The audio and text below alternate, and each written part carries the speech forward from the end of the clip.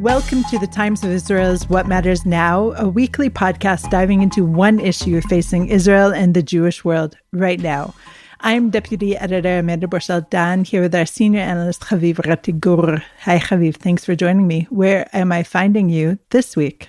Hi Amanda, I'm in Manhattan, but not for long, heading to Connecticut soon. In your world travels, we connect here and there, and we're recording a bit earlier in the week than we usually do. So forgive us for anything that may be outdated within 30 seconds of our recording. But today we wanted to talk a little bit about the new era of Iranian weakness and how to handle it wisely, not squandering it, but also not doing anything stupid. Those words were penned to me by my friend Haviv from afar. But in the course of the past day, I noticed a really interesting article by Mohammad Javad Zarif, who was the former Iranian foreign minister, who is now the vice president for strategic affairs since August 2024. And he wrote a really fascinating piece in Foreign Affairs, a 100-year-old magazine that deals with international relations and policy. He called it How Iran Sees the Path to Peace. And we're going to talk about that when we're back.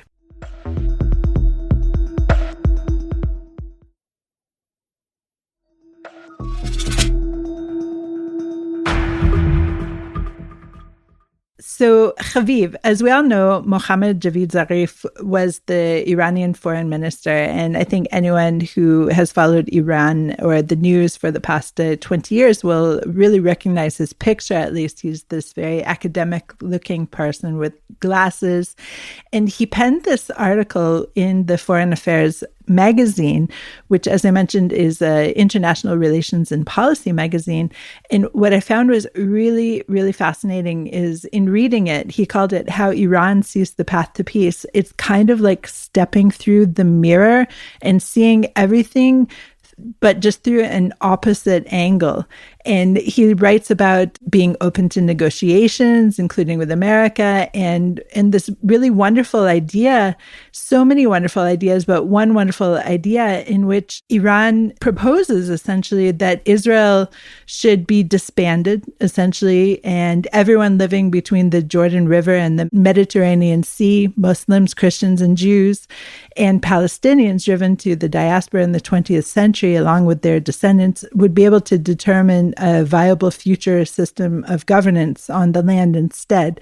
So, of course, very overtly calling for the end of Israel as we know it, but couching it in terms of international law. He says this is in line with international law and would build on the success of South Africa, where an apartheid system was transformed into a viable democratic state. So every paragraph here, every sentence that he wrote just made me really feel like I was in a mirror world. I don't know. Did you have that same kind of feeling when you were reading the piece?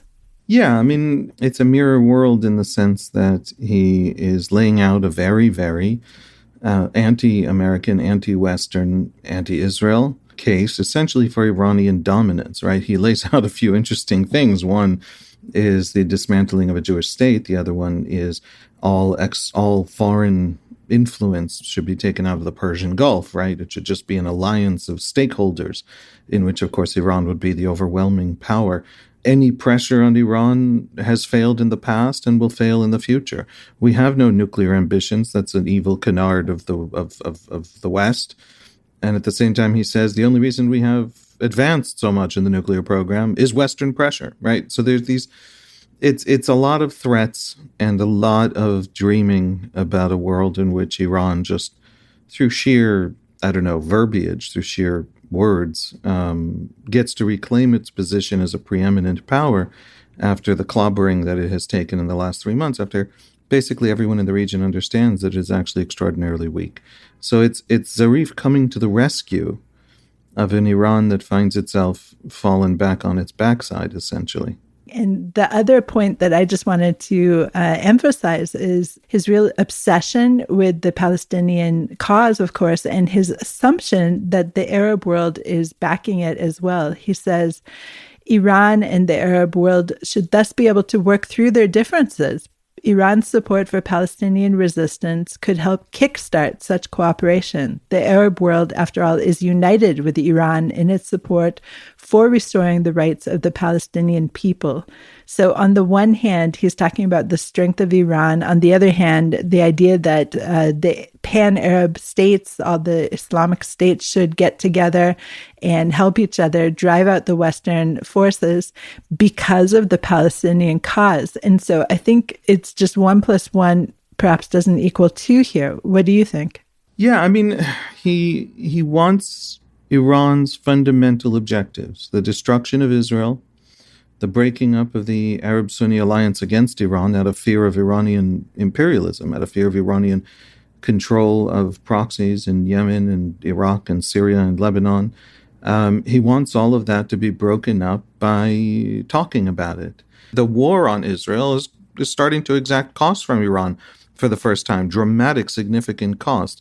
140 Israeli planes flew circles over Tehran. That's starting to be terrifying. So now Iran wants to say, no, we're the peaceful people here. Let all peoples who have any connection to Arab Palestine ever in the history of the world be part of a referendum in which everyone just gets to peacefully decide whether the Jews get to have a nation state, self-determination, and their own self-defense. There's very little here in terms of actual argument. What's fascinating about it is that he seems to be coming out of retirement to the defense of a polity, of a government that he thinks desperately needs that defense.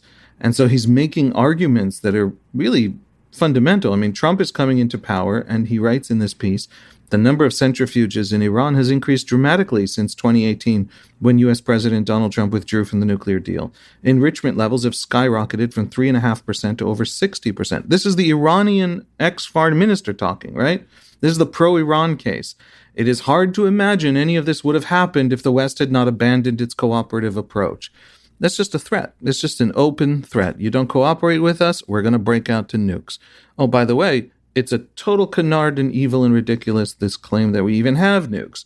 Don't threaten us. It's not going to work. We're going to end up having nukes, right? So he literally writes, Iran does not respond to pressure. Their intensifying coercive measures have consistently backfired. And there's a lot of other veiled threats here. There's threats to the Arab world. There's, there are all kinds of misconceptions that arise, some through insufficient communication. And then he writes, still other misconceptions are political constructs implanted by external forces, such as allegations concerning the nature and objective of Iran's nuclear program. So this is just such blatant propaganda, and it's a sign to me of the regime's desperation. Right. I would agree with you 100%. And I don't know if you mentioned that he full on blames Trump, of course, for the nuclear program. But what's interesting as well is that he was party to the nuclear talks, this very person who's writing this article. So it's all just fascinating. It's a bit of a mirror world. But all of this is just to lead up to kind of more understand what we know about what's happening with Iran. Like, on the one hand, we know that the economy is crumbling. But on the other hand, we hear reports, a Reuters report this morning, for example, saying that Iran and its proxies made $1 billion by smuggling oil throughout the region, mostly through Iraq. So are they struggling? Are they not struggling? What do we know about their alliances, for example, with Russia and China? I mean, every time this axis of expansionists is mentioned, it's always with China, Russia, Iran, sometimes also with North Korea or Turkey. So what is their standing right now? Haviv, can you give me more of a sense, just mapping it out a little bit more? Yeah, so Iran is struggling and vulnerable. But that vulnerability hasn't yet really expressed itself in the sense that it hasn't started losing major assets. It has started losing proxies. Chief of them, Hezbollah. Hezbollah is so dramatically weakened that Iran can't deploy it the way it used it in the past to shore up the Assad regime against the rebels, as the rebels now make gains in Syria.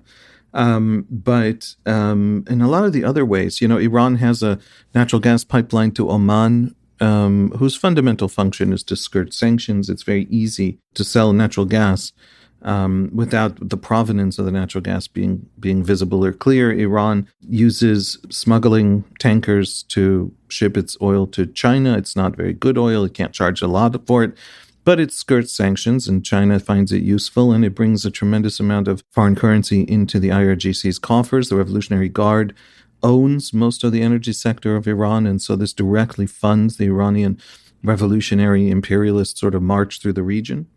And this is something well known in the region, a significant portion, the low double digits, as I'm led to understand, of Iraqi oil exports are actually kind of laundered Iranian oil. And so everybody knows this. Recently, Exxon was replaced by Chinese firms as the main oil company in Iraq. And so the Americans are being slowly and steadily pushed out of the region. China is taking their place. Iran is skirting sanctions at a massive scale. And all of that is to say, we know it.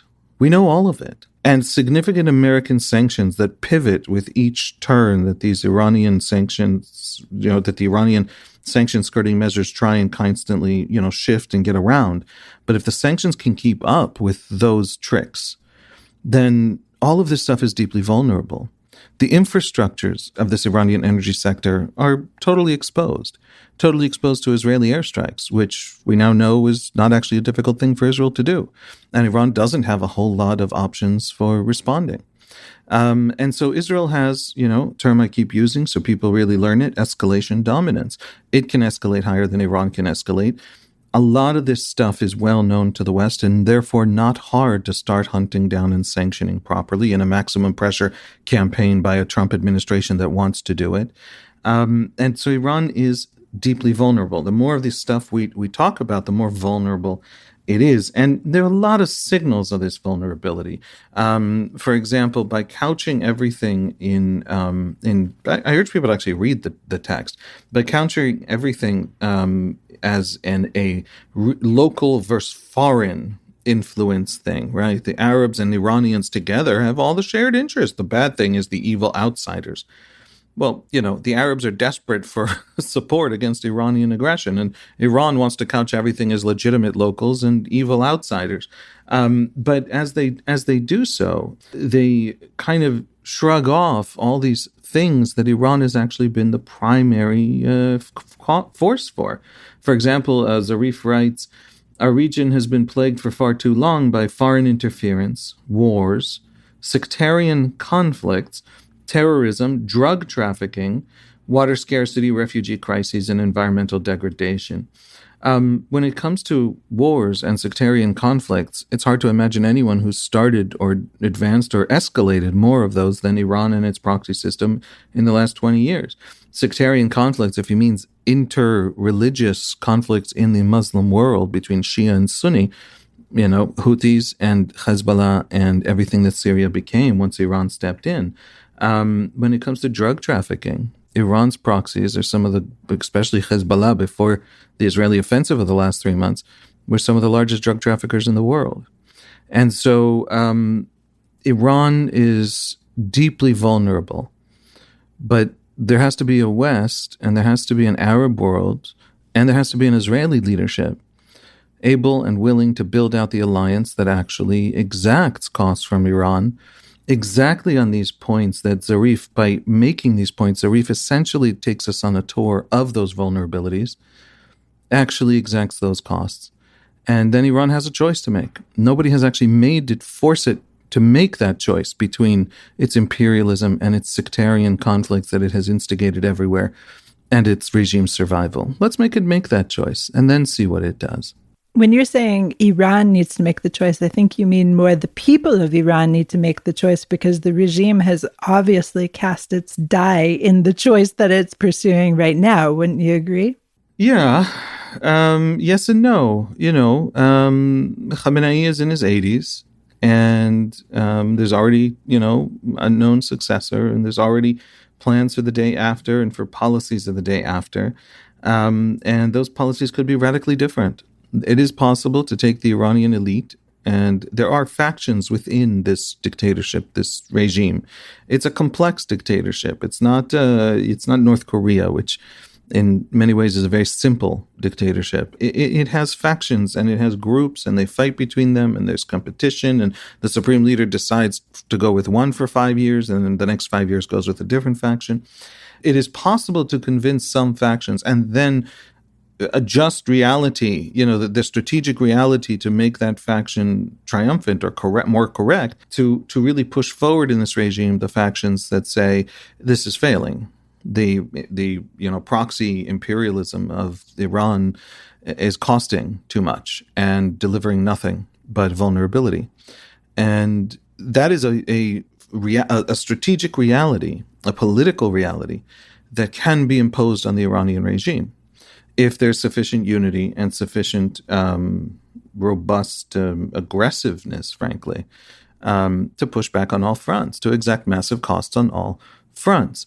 The demand to destroy Israel, which Zarif couches in the terms of Palestinian rights. I don't want to question the morality of sweet Zarif and the noble foreign minister of the Ayatollah's regime.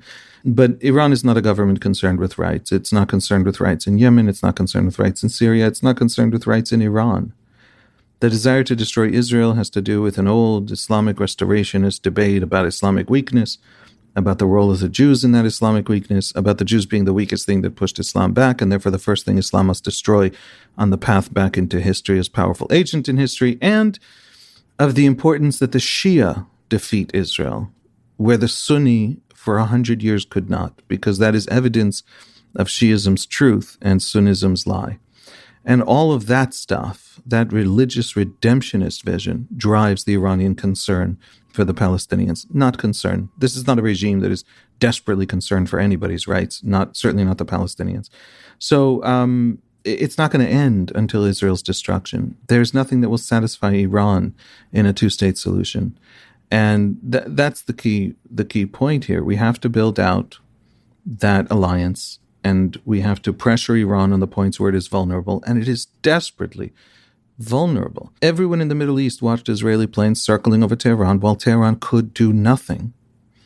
And we have to have that be clear, and we have to have that start exacting massive costs from Iran. And just one last point. There's now a ceasefire deal in Lebanon. Maybe it'll hold, maybe it won't hold. It has to be a ceasefire deal in which Israel can keep going after Hezbollah, and Hezbollah can't just rebuild under cover of diplomatic, initiatives, of the sort of diplomatic umbrella. But the only real way to avoid war in Lebanon in the future, massively destructive war with a rebuilt Hezbollah, is Iran. We want to avoid war in Syria. We want to avoid destruction in Yemen. You got to go for the regime causing all of it, pushing all of it, destroying nations on the altar of its religious march through the region. So, I think Zarif gave us a roadmap for the deep and profound weakening to the point potentially of toppling, but even if they don't fall, shifting profoundly the strategic understanding of that regime.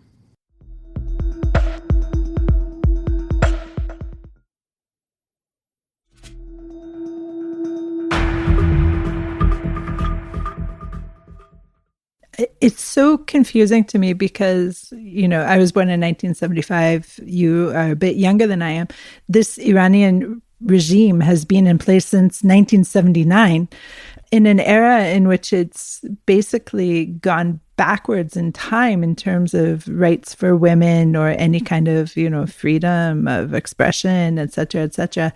And the question always is, how can regimes like this be changed? Because throughout our lifetimes, any attempts by the Western world to change these kind of dictatorial regimes has basically backfired and left an even worse vacuum that has been filled by really devastating forces. And so we can look throughout the Middle East and see proof of this. So the question remains, how does one topple the Iranian regime? You're talking about parts of it that are, reasonable, or at least willing to try different tactics in order to realize their end goal, which is one of them at least is to wipe Israel off the map. But the question is, in the short term, if we both agree, and I think we do, that Israel should remain on the map, how can the world in general create the atmosphere in which these logical forces may change that theology / ideology of wiping Israel off the map? So it's such a good and fundamental question. And my only answer is, I don't know. I don't know, and I'll say more than that. After the experience of, regime change efforts in the region of the last 40 years, by the way, not just the ones that, Americans are frustrated about because they tried and it went very badly. Soviet ones and, other actors and forces and, over the last 50 years. I think you open Pandora's box and you don't know where it'll end. And I submit, I have total humility on this. I have no idea. I'm not going to socially engineer Iranian society, and I'm not going to politically engineer the Middle East. It's not available to me. That is not something I can do. Having said that, I'm not sure I have to. I'm not sure I need to topple the regime, and I'm not sure I need to figure out what happens the day after. The Americans over the last 30 years learned a great lesson out of their failures in Iraq and Afghanistan, which is that the military part at the very beginning of the war is very easy. And then failure begins to set in at the political part. It's not about toppling the Taliban in the first 10 minutes. It's about the next 18 years, building out something that can withstand the return of the Taliban, which America failed miserably at. It's not about destroying the Iraqi army, which they did in 3 weeks. It's about creating an Iraq in its place. I don't think that Israel can do any of that. Frankly, it turns out America can't do that. Well, obviously, little Israel can't do any of that and doesn't need to. All we have to do is create so much cost to one path that they choose a different path. That's it. It's super simple. I don't have to build Iran the day after. I only have to break it. This Iran, this version of Iran that wants my destruction, this version of this regime and its ideology. By the way, in contradistinction to, or as opposed to, Gaza. Gaza, I broke it. I actually do have to build it. We had a reason for going after Hamas. Hamas set a cost, and we were willing to pay that cost after October 7, and it is a high and terrible cost. And now we have tremendous responsibility for the future of Gaza. Then none of that's true in Iran. All I have to do is create vast cost, and the Iranians can figure it out. I have read and been told by Iran experts in Israel, and I am not expert enough to know how accurate any of this is, but what I know that when Israelis think about these terms, Israeli officials think about these terms, the basic sense is that Iran's regime is deeply hated by the Iranian people, and hated to the point where something like 80% of Iranians are actively secularizing, because the Iranian regime is so identified with religion and uses the mantle of religion as an instrument of state control and oppression. And that's why most of the great anti-regime protests are about women's headwear. It's a secularization as a political act against the regime's tyranny. The problem with toppling the regime, I have been taught, is that the other 20% of Iranian society is so fanatically and deeply committed to the Iranian regime that it is willing to kill the other 80%. I don't know if in systematic massacre, but you see this every time there's an uprising. Who runs into the streets? Who does the Iranian regime activate? And it turns out that a lot of the Basij militia and a lot of these volunteers even, there is a religious subsection of Iranian society willing to die for the regime. And the Iranian regime, therefore, is very stable within Iranian society. And any policy that seeks to undermine that regime and not physically take over the country and try and socially engineer it, which nobody, I think, has the stomach to do or really knows how to do or wants to do, would have to have a policy that creates distance between the regime and that 20%, because the regime is already very distant from the 80%. How do you do that? You show the regime to be failing. There is a deep idea in Islam that geopolitical success is a signal of divine providence, divine piety, divine grace. Failure is a sign of impiety, of being mistaken about what God wants. Make it fail. Make it fail big and dramatic. Make it crash and burn and all of its plans go to naught. And that is something available to us, and we should be doing it. See, I just don't even think that would work, because then again, it's the blame on the outside Westerners who don't understand the truth of our God, our way of believing, and how our lives are holier, et cetera, because it's outside pressure. Whereas, as you're talking about, the inside pressure could also backfire because of this 20% of fanaticism. Obviously, we're not getting anywhere in terms of resolving this issue. And why would we? We're just two simple journalists who live in Jerusalem, essentially. But there is one thing that, I'm almost 50. And again, as seeing the attempts to transform the Middle East, it just seems to me a riskier path to try to have the outside pressure outweigh the inner pressure. And the real question is, how can we give a bigger voice to those who are trying to make a change, make more freedom, make more equality within the country? I am deeply cognizant of being an Israeli Jew. There are forces in the Middle East I admire profoundly, strains of Islam that want to bring the Arab world and Islam to positions of greater strength and prosperity and competence and geopolitical influence through good policies and liberating women and, understanding how the modern world works. Parts of Islam that don't look at the Jews' success and say, this is God waving a red blanket in front of us so we can charge into it, but see the Jews' success and say the Jews are not magical and there's nothing enchanted and divinely planned about any of this. They just have decent policies and understand the modern world and aren't stuck in these grand redemptionist visions for which they're willing to destroy their societies. And these voices in Islam are big and dramatic, and they even exist in the Sunni Arab world, even if we don't hear them so much, because we Israelis are mostly subject to all of the garbage rhetoric from people who want our destruction. By the way, if the rest of the world heard the Arab world the way Israelis hear the Arab world, because of what's actually directed at Israelis from the Arab world, I think that would do a lot of our PR, so to speak, for us. The ordinary Israeli genuinely thinks the Arab world's coming for them. And there was this astonishing pivot in polling when the UAE signed the Abraham Accords with Israel.